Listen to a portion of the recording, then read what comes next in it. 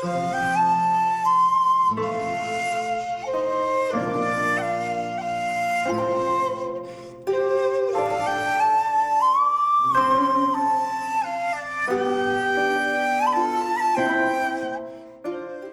းအိုးမလို့ပဲပန်းမွေနေစိုက်ချင်နေတာလားကိုယ့်အိမ်တွင်းမှာနေရာမရွေးချိတ်ဆွဲပြီးတော့ထားချင်တာလားခုလိုဘာမှမဆိုဈေးကြီးတဲ့ခစ်ကြီးထဲမှာ eco friendly ဖြစ်မဲ့အပင်စိုက်ချင်နေဆိုရင်တော့ဒီဗီဒီယိုကိုစောင့်အောင်ကြည့်လိုက်ပါတေချာတာကတော့ဘွန်ဆိုင်လိုအချိန်အများကြီးပေးစရာမလိုပါဘူးအိမ်တွင်းစိုက်အပင်မျိုးစုံကိုကိုယ့်အိမ်မှာရှိတာလေးနဲ့စိုက်လို့ရမယ်စိုက်ပျိုးသူရဲ့စိတ်ကိုတည်ငြိမ်အေးချမ်းစေမှာအသေးချပါမယ်ကိုကီဒါမာဟာဂျပန်ယဉ်ကျေးမှုရဲ့တဘာဝကိုအသက်သွင်းမှုတစ်ခုပဲဖြစ်ပါတယ်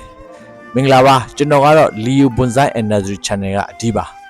Bonsai နည်းပညာတွေနဲ့အိမ်တွင်းအလှဆင်ပင်များအကြောင်းကိုဝေမျှနေတဲ့ကျွန်တော် channel ကို like and subscribe လုပ်ခဲ့ပေးပါအောင်တောင်းဆိုချင်ပါတယ်ဆက်ကြရအောင်ဗျာဒီကိုကီဒါမာလေးကိုကြည့်ပါ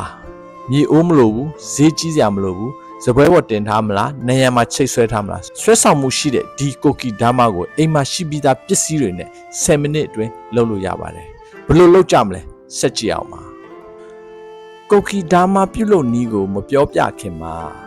ကိုကီဒါမာရဲ့တမိုင်းကြောင်းကိုအနည်းငယ်ပြောပြချင်ပါတယ်ကိုကီဒါမာဟာဂျပန်အနုပညာတစ်ခုဖြစ်ပြီးတော့တဘာဝနဲ့ပတ်သက်တဲ့စိတ်အေးချမ်းပြီးလွတ်လပ်မှုကိုဖော်ပြတဲ့ဥယျာဉ်ချမ်းသဘောတရားဝါဘီဆာဘီ aesthetics ကိုအသုံးပြုထားခြင်းပဲဖြစ်ပါတယ်ပထမဆုံးအနေနဲ့ကိုကီဒါမာဆိုတာကိုကီဆိုတာကတော့ရင်းညိပါဒါမာကတော့ဘောလုံးရင်းညိဘောလုံးလို့ဘာသာပြန်နိုင်ပါတယ်မြန်မာပြည်မှာတော့ပန်းချံဥယျာဉ်ဆိုင်ရာအနုပညာတစ်ခုဖြစ်တဲ့ဘွန်ဆိုင်ကိုပဲရင်းနှီးမှုရှိကြပါတယ်ကိုကီဒါမာဟာဘွန်ဆိုင်ရဲ့အနုပညာနည်းနဲ့ပေါင်းစပ်ပြီးတော့ရင်းညိဖုံးအုပ်ထားတဲ့ဘောလုံးပုံစံအသစ်တစ်ခုအဖြစ်ပေါ်လာခြင်းပဲဖြစ်ပါတယ်16ရာစုအီဒိုပီရီးယားမှာဘွန်ဆိုင်အနုပညာဟာအရေးကြီးခဲ့ပြီးတဲ့နောက်အလေလက်တန်းစားလူတွေထဲမှာပြန့်နှံ့လာပါတယ်ကိုကီဒါမာဟာတမိုင်းအစကဘွန်ဆိုင်တစ်ခုရဲ့ root wrap simplified form လို့ယူဆရပါတယ်နံပါတ်1နောက်ပိုင်းမှာတော့ကိုကီဒါမာဟာတဘာဝတက်တန်းရှင်အနုပညာဖြစ်ပြောင်းလဲလာခဲ့ပါတယ်ကိုကီဒါမာကိုအမြင်လစေဖို့အိုးမလို့တဲ့အတွက်တဘာဝနဲ့တင်းငယ်တဲ့အပင်ပေါက်နေတဲ့အမြင်ကိုရရှိစေတာကြောင့်ကိုကီဒါမာဟာဂျပန်ပန်းချံရဲ့တဘာဝပုံစံအနေနဲ့ဒီနေ့ထိတိုင်ရေပန်းစားလာပါတယ်အိမ်တွင်းပန်းချံဖန်တီးခြင်းဇင်ဘာသာကမ္မထမ်းထိုင်တဲ့အခန်းတွေမှာရုံးအတွင်းအလှဆင်တဲ့အပင်တွေအဖြစ်အသုံးပြုလာကြပါတယ်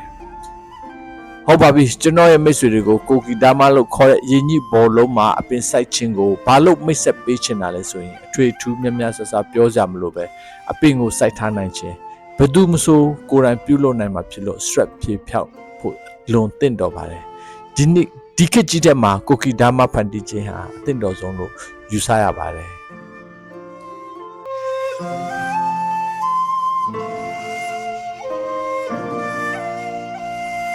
ကိုကီဒါမာကိုဘယ်လိုစိုက်မလဲ